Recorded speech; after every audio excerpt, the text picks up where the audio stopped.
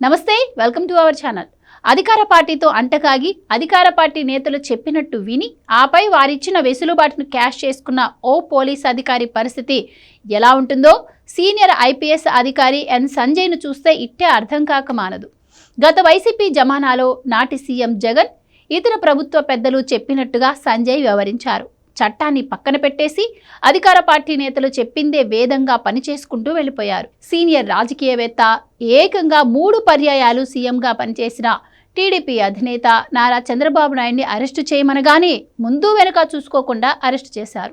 ఆపై కోర్టు ముట్టికాయలతో పాటుగా ఇప్పుడు ఆయన ఏకంగా జైలుకు వెళ్ళక తప్పని పరిస్థితి కొని తెచ్చుకున్నారు. విధి నిర్వహణలో సంజయ్ ప్రజాధనాన్ని దుర్వినియోగం చేసినట్లుగా ఇప్పటికే విజిలెన్స్ అండ్ ఎన్ఫోర్స్మెంట్ శాఖ తేల్చేసింది. ఆ నివేదికను ఆధారంగా చేసుకుని సంజయ్పై చర్యలకు రంగం సిద్ధమైంది. సిఐడి చీఫ్గా ఉన్న సమయంలో ఎస్సీ ఎస్టీల చట్టాలకు అవగాహన కోసమంటూ నాటి జగన్ సర్కార్ 1.18 కోట్లను కేటాయించగా ఇందులో నామమాత్రంగానే ఖర్చు చేసిన సంజయ్ ₹1 కోటి పైగా తన జోబులో వేసుకున్న సంగతి తెలిసిందే. ఇక అగ్నిమాపక శాఖ డీజీగా ఉన్న సమయంలో ఆయా కంపెనీలకు నో అబ్జెక్షన్ సర్టిఫికెట్ల జారీని కంప్యూటరీకరణ చేస్తాము అంటూ సంజయ్ సృష్టించిన కంపెనీ ముందుకు రాగా దానికి కూడా ఆయన ఏకంగా 59 లక్షల మేర బిల్లులు చెల్లించేశారు. పని చేయకుండానే సదరు సంస్థకు బిల్లులు చెల్లింపు కోసం సంజయ్ సంబంధిత అధికారులపై ఒత్తిడి తీసుకువచ్చారని కూడా విజిలెన్స్ విచారణలో తేలింది. దీంతో విజిలెన్స్ విచారణ నివేదికను పరిశీలించిన రాష్ట్ర ప్రభుత్వం ఆయనపై విచారణ చేయాలంటూ అవినీతి నిరోధక శాఖకు ఆదేశాలు జారీ చేసింది. ఐపీఎస్ అధికారి అయిన సంజయ్పై విచారణకు ప్రభుత్వ ప్రధాన కార్యదర్శి అనుమతి అవసరం కాగా సంజయ్పై విచారణకు అనుమతి ఇవ్వాలి అంటూ ఇప్పటికే సీఎస్కు ఏసీబీ లేఖ రాసింది.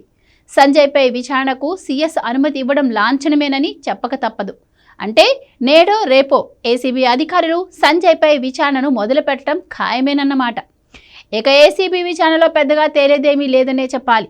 సిఐడి చీఫ్గా ఉన్నప్పుడు సంజయ్ చేసిన నిధుల దుర్వినియోగం, 5 డీజీగా ఉన్న సమయంలో ఆయన తన కంపెనీలకు నిధుల ధారాదత్తం తదితరాలపై ఇప్పటికే విజిలెన్స్ శాఖకు పక్కా ఆధారాలున్నాయి.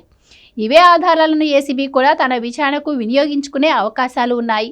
వెరసి సంజయ్ చేసిన నిర్వాకాలకు సంబంధించి ఏసీబీ కొత్తగా తేల్చేదేమీ లేకుండా ఓ దర్యాప్తు సంస్థగా ఆయన అవినీతిని కోర్టులో పెట్టనుంది.